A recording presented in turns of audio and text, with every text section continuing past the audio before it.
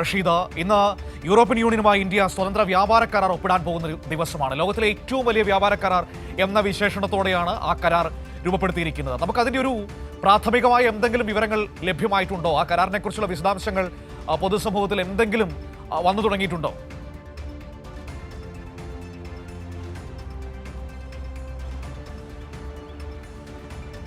കഴിഞ്ഞ ദിവസം തന്നെ ഈ കരാറുമായി ബന്ധപ്പെട്ടുള്ള ചില വിവരങ്ങൾ പുറത്തു വന്നിരുന്നു. അതായത് ചർച്ചകൾ അത് വിജയകരമായി പൂർത്തിയായിരിക്കുന്നു എന്നുള്ളതാണ്. എന്തായാലും ഇന്ന് ഉച്ചയോട് കൂടിയാണ് ഈ ഉച്ചകോടി നടക്കുക. പ്രധാനമന്ത്രി നരേന്ദ്രമോദിയും യൂറോപ്യൻ രാജ്യങ്ങളിൽ നിന്നെത്തിയിട്ടുള്ള പ്രതിനിധികളും ഉച്ചകോടിയിൽ പങ്കെടുക്കുകയും വിശദമായിട്ടുള്ള ചർച്ചകൾ നടത്തുകയും ചെയ്യും. ഇതിന് ശേഷമായിരിക്കും ഈ പ്രഖ്യാപനം ഉണ്ടാവുക എന്നുള്ളതാണ്. എന്തായാലും 200 കോടി ജനങ്ങളെ ഈ കരാറിൽ ഉൾക്കൊള്ളിക്കാൻ കഴിയുമെന്നുള്ളതാണ് ഇരു രാജ്യങ്ങളും മുന്നോട്ട് വെക്കുന്ന ഏറെ പ്രധാനപ്പെട്ട കാര്യം. എന്തായാലും ഈ കരാറിലെ ചില ധാരണകൾ പുറത്തു വരുന്നത് ഇന്ത്യയിലെ ഉൽപ്പന്നങ്ങളായിട്ടുള്ള വസ്ത്രങ്ങൾ, കെമിക്കലുകൾ, രത്നങ്ങൾ, ആഭരണങ്ങൾ, ഇലക്ട്രിക് ഉപകരണങ്ങൾ എന്നിവയ്ക്ക് യൂറോപ്യൻ രാജ്യങ്ങളിൽ നിലവിൽ 10% നികുതി ഉള്ളത്.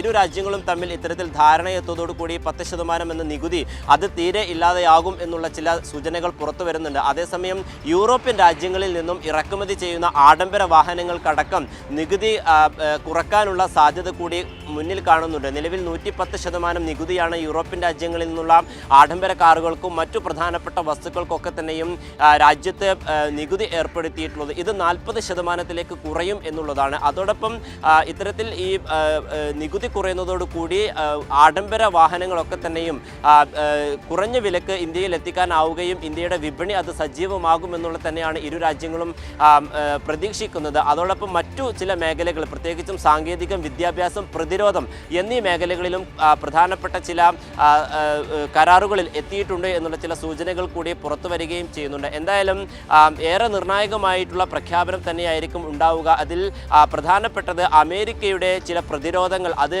യൂറോപ്യൻ രാജ്യങ്ങളെയും പ്രത്യേകിച്ച് ഇന്ത്യയും പ്രതിരോധത്തിലാക്കുന്ന സാഹചര്യമാണ് ഉണ്ടായിട്ടുള്ളത്. ഈ ഒരു ഘട്ടത്തിലാണ് യൂറോപ്പുമായി കൈകോർക്കാനുള്ള ഇന്ത്യയുടെ ഒരു നീക്കം എന്ന് പറയുന്നത്.